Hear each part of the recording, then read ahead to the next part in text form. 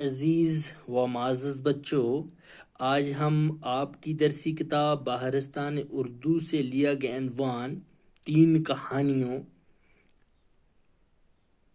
کا دوسرا حصہ یعنی دوسری کہانی ظالم بادشاہ کا مطالعہ کرنے جا رہے ہیں۔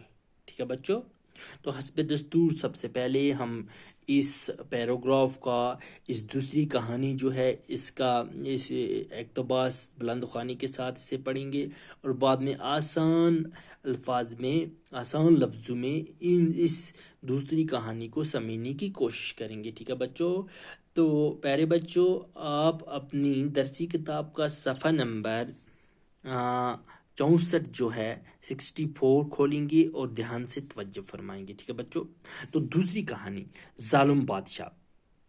ایک بادشاہ بڑا ظالم تھا اور اپنے ظلم کے لیے بہت بدنام تھا۔ اسی زمانے کی بات ہے، شہر میں ایک بزرگ رہتے تھے۔ سب امیر و غریب دل سے ان کی عزت کرتے تھے۔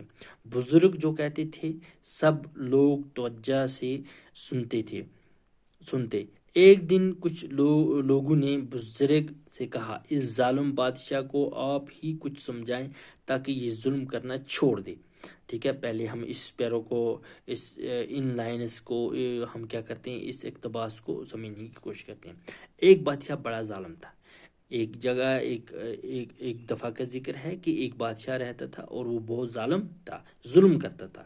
ٹھیک ہے نا، ظلم کرنے والا، اور اپنے ظلم کے لیے بہت بدنام تھا، اور جب یہ اتنا ظلم کرتا تھا اس کی وجہ سے بدنام ہو چکا تھا۔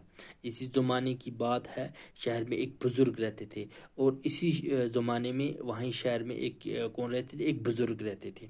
سب امیر و غریب دل سے ان کی عزت کرتے تھے۔ امیر لوگ اور غریب لوگ، ہر قسم کے لوگ اس بزرگ کی عزت کرتے تھے۔ بزرگ جو کہتے تھے سب لوگ توجہ سے سنتے تھے۔ یہ بزرگ جو ہیں جو بھی کچھ کہتے تھے تو بڑی توجہ سے، دھیان سے لوگ سنتے تھے۔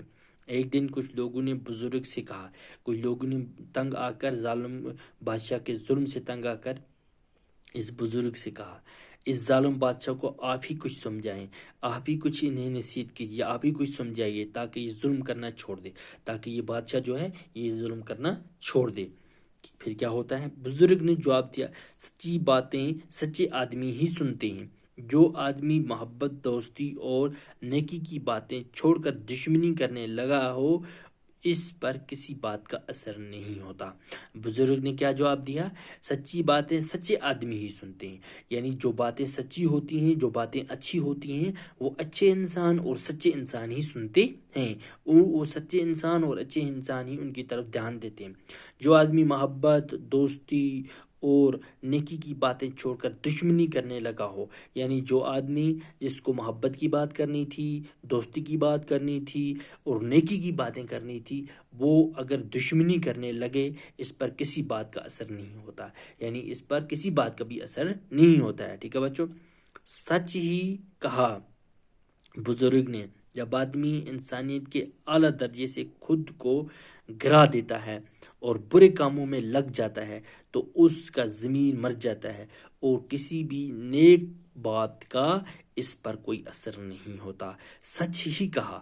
اب لوگوں نے جب بزرگ کی بات سنی تو لوگ کہنے لگے کہ اس بزرگ نے جو بات کی بالکل سچ کی۔